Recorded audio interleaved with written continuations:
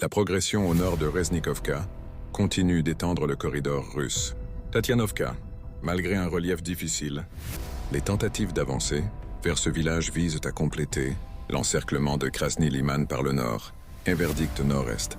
La stratégie russe est claire, coupée. Slaviansk par le nord et l'est avant même que Konstantinovka ne tombe totalement, créant un super chaudron dans le Donbass nord. 4.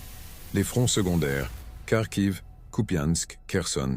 Même si moins médiatisés, ces fronts jouent un rôle crucial de fixation et d'usure. Kupiansk, l'usure urbaine. Situation stable mais tendue. Les Russes tiennent l'est de la ville et harcèlent des logs sur l'Oskol.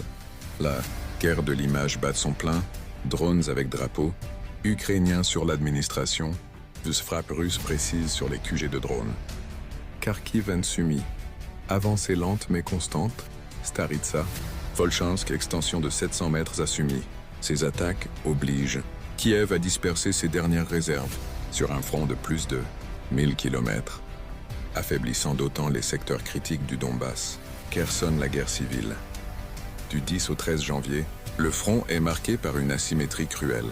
L'artillerie ukrainienne bombarde quotidiennement la rive gauche, plus de 70 obus par jour, tuant des civils à Novovladimirovka et Shulakovka.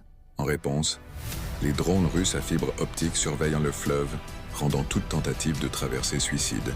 C'est un front d'usure psychologique et humaine. 5. La guerre stratégique, technologie, énergie et géopolitique. Cette période ne se joue pas que dans les tranchées. C'est une guerre totale qui vise le cœur industriel et moral de l'Ukraine, ainsi que l'unité de ses soutiens occidentaux. À la révolution technologique, le Géranium 5. Le 11 janvier marque un tournant technologique majeur avec la confirmation de l'usage du nouveau drone russe, Géranium 5. Spécifications. Terrifiante, 6 mètres d'envergure, 90 kg d'explosifs, l'équivalent d'une bombe aérienne lourde, portée de 1000 km. Impact.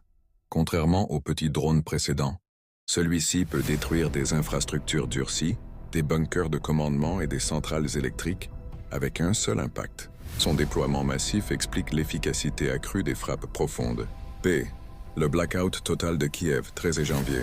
Pour l'apogée de la campagne énergétique survient le 13 janvier avec une attaque historique. Volume, plus de 300 drones et 25 missiles.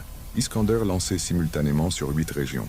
Résultat, l'anneau énergétique de Kiev est saturé. Fermeture progressive des principales sous-stations. Blackout total à Kiev, Irpin, Busha, Gostomel, ainsi qu'à Krivoy Rog et Dnipropetrovsk. Objectif, paralyser la capitale en plein hiver. Perturber